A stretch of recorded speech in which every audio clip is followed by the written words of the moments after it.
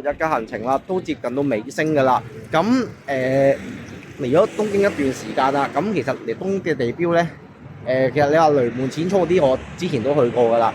咁嗱，第二日去咗呢個東京晴空塔 Tokyo Sky Tree，咁仲有一個地方未去嘅，就係、是、嗰個叫晴空sorry，東京鐵塔 Tokyo Tower。而家喺地鐵站神谷町嗰度，行過去就好快啫，行6-7分鐘到，其實已經到啦。而家咧就正式出發啦。其實東京鐵塔咧，即係代表住東京嘅嘢嚟㗎嘛。即係你未去過，即係始終係有啲遺憾嘅。我哋而家出發啦喎！前面呢一座塔啊，東京鐵塔啊，就係、是、日本東京著名嘅地標之一啊 ，Tokyo Tower。係好宏偉嘅一件事嚟㗎，哇！好靚啊，真係非常之壯觀，何其壯觀嘅一件事。而家入去咯喎，兩層都上晒，兩層都上晒嘅就3500 yen 啊。當然啦，你話東京鐵塔個高度就冇晴空塔咁高，因為晴空塔去到最頂係450幾米嘅。都入去睇下啦，話晒始終東京地標之一啊嘛。而家咧就喺呢個東鐵塔啦嘅海拔150米高度嘅所在地啦。我哋可以望下出邊東京市嗰個景啊，非常之宏偉啊，真係好壯觀嘅。其實係啦，好即係喺高手望落去啦，好靚嘅其實。我哋周圍去睇睇啊，仲有一個就250米嘅，我哋一陣間先上去。就上去呢個最頂層啊，就行咗飛尾啦，俾佢哋睇，又知道仲有邊濕就入得去啊，就可以有 lift 去上去頂樓㗎。呢度咧就影到好多即係東京有嘅歷史啦嗰啲啦，我哋而家上去咯。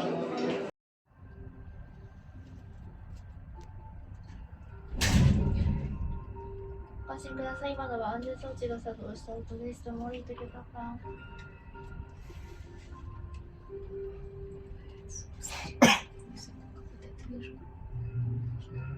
就身處於東京鐵塔最高嘅250嘅海拔線250米嗰個位啦。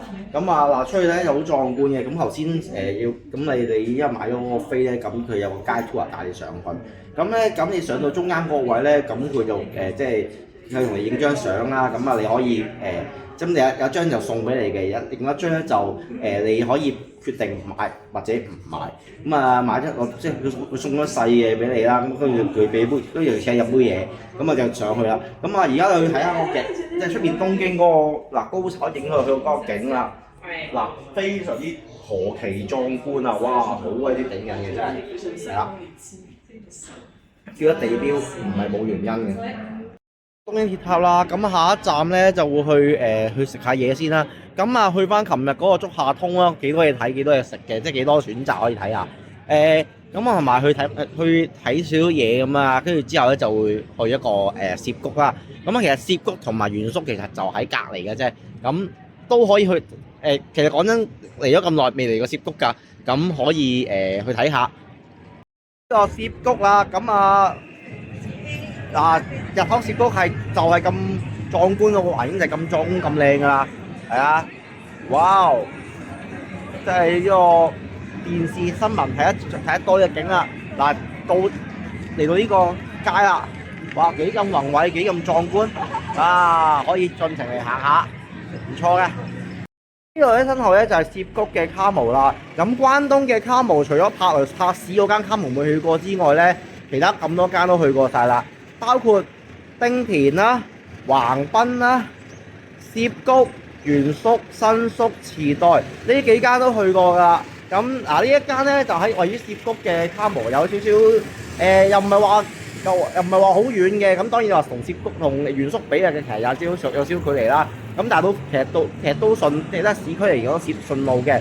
間商場嘅對面啦。入去睇下啦喎。原宿啊，今日咧其實主要景點咧都係東京鐵塔嘅啫，其他都係冇聽過嘅，都係即係周圍兜下咁樣啦。喺東京市入面啊嘛，周圍兜下去 hea 下，即係去望去睇下周圍嘅嘢啊，觀察人啊事啊嗰啲。其實就差唔多完㗎。其實今日東京嗰 part 咧就差唔多完㗎啦。趁琴日就即係琴日都係咁樣行下個竹下通嘅啫。今日再行多次，咁睇下多啲嘢睇下，多啲嘢發掘下咯。朝頭早就去完東京鐵塔啦，咁晏晝就去咗涉谷同埋去咗呢個夏瓦絕庫，即係原宿。咁啊去 hea 下行下啦，咁啊去睇下去觀賞下嗰啲景，即係沿途嘅傳説中咁多人嘅景色啦。咁啊嗱，而家有啲攰啦，咁啊未完，咁啊行程咁啊咁快啦，而家好早啫嘛，而家日本時間都係6:56， 7點未到。咁啊嗱而家去個日暮里啦，咁啊開頭咧就嚟浸過一間溫泉幾好嘅叫齋藤湯，咁啊而家再去多次啦。呢個地方呢個湯咧，真係值得 encore 啊！其實，咁我哋而家去喺附近嘅咋，其實就喺 JR 嘅日暮里附近嘅咋，咁可以再去 encore 啊！好似另一邊啊，係啊，揾到啦，記得啦，見到間壽司鋪嘅前面就係呢間齋藤湯啊！咁啊好近，真係好近 JR 站嘅咋，我講緊都係2-3分鐘，都行2-3分鐘嘅路，其實已經真係到啊！咁其實嗰邊就 JR 嘅日暮里站啊，咁呢度間壽司鋪啦。咁啊，轉彎就係啦，齋藤湯。最後一晚啊，咁啊決定喺池袋度過啦。咁啊，其實幾日之前咧我都嚟過池袋食嘢嘅，咁但係咧無奈地嗰突然間落狗屎咁大雨咧，即係又凍又落雨咁樣，即係你仲要，真係好尷尬嘅。咁啊，爭嗰日啊真係唔係好完美啦，咁啊爭少少。咁今日咧嗱好天啊，真係天氣又涼，冇雨落，呢啲咪好天氣咯。